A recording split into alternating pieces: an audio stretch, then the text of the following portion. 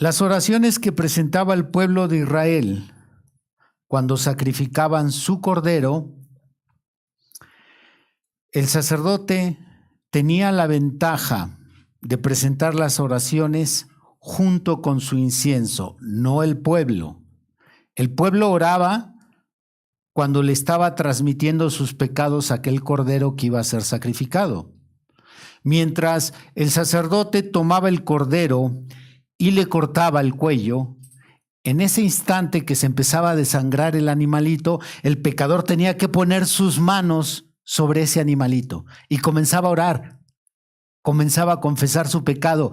Él le estaba pasando sus pecados al animal. Esa era su oración, pero nada más. El sacerdote tenía el privilegio de llegar todavía más cerca hasta Dios, casi hasta su presencia, y aparte de orar, tenía la oportunidad de presentar sus oraciones junto con el incienso. El pueblo no podía ofrecer incienso, solo el sacerdote. Esto lo que nos quiere decir es que las oraciones del sacerdote eran mucho más agradables que las oraciones que el pueblo hacía, porque las oraciones del sacerdote eran acompañadas de este perfume. Sus oraciones estaban subiendo perfumadas con aquel incienso que subía en forma de humo.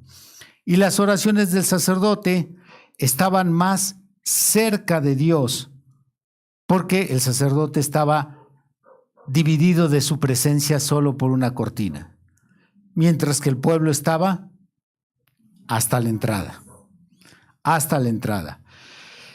El sacerdote, quien presentaba su ofrenda, estaba presentando una ofrenda de incienso junto con sus oraciones y estaba ante la presencia, frente a la presencia de Dios, porque leímos que el altar tenía que ser colocado en un lugar. ¿Alguien recuerda más o menos las palabras? No digo exactamente las que leímos, pero más o menos. Lo leímos en Éxodo 30. A ver, vamos nuevamente, mejor vamos a leerlo. Éxodo 30.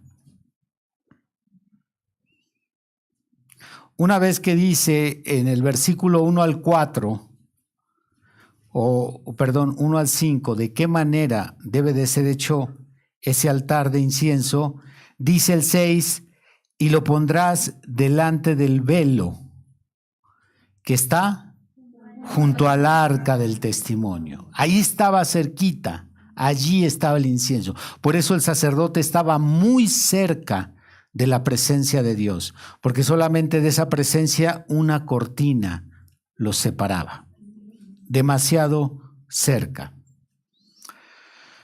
Lo cual, una vez que analizamos toda esta forma en que se llevaba el ritual, esto nos conduce a hacernos otra pregunta.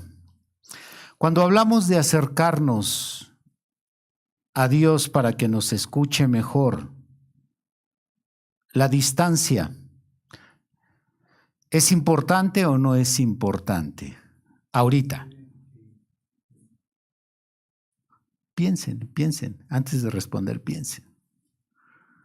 Hay una distancia de 100 metros y una de 20 metros. ¿La distancia en la actualidad es importante o no es importante?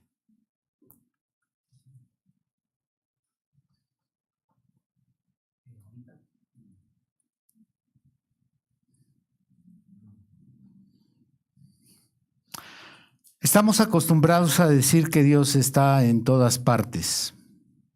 Estamos acostumbrados a citar Mateo 18, 20, que dice, donde están 2 o 3 congregados en su nombre, Él está allí en medio de ellos. Estamos acostumbrados a decir que Dios nos escucha a todos por igual. Todas estas frases implícitamente están diciendo que pues la distancia en realidad no es importante. Si estamos 2 o 3 reunidos aquí y la iglesia está a 2 horas de camino, pues Dios me escucha igual aquí y me escucha igual en la iglesia. Bueno, esas son las conclusiones que tengo que sacar de estas frases. Por eso estoy planteando la pregunta. ¿La distancia, hablando de metros o millas o yardas, como la midan en su país, es o no es importante? Cuando revisamos el Antiguo Testamento, se muestra que la distancia sí importa. Entre más alto uno suba, más cerca está del cielo y por lo tanto más cerca está de Dios. ¿Por qué tendría que bajar Dios al lugar santísimo si hubiera podido hablar con Moisés desde el cielo? Tanto en el monte Sinaí como en el tabernáculo, Dios descendía para hablar con Moisés. Porque Dios deseaba estar cerca de Moisés, porque la distancia sí importa. La Biblia dice que para que Moisés pudiera hablar con Dios antes de la construcción del tabernáculo, lo llamó y le dijo, sube. ¿A dónde subió Moisés? Al Sinaí. En la película de los 10 mandamientos del productor Cecil B. DeMille está muy bien ilustrada. Josué se queda más abajo y Moisés continúa subiendo. Porque entre más suba uno, más cerca está de Dios.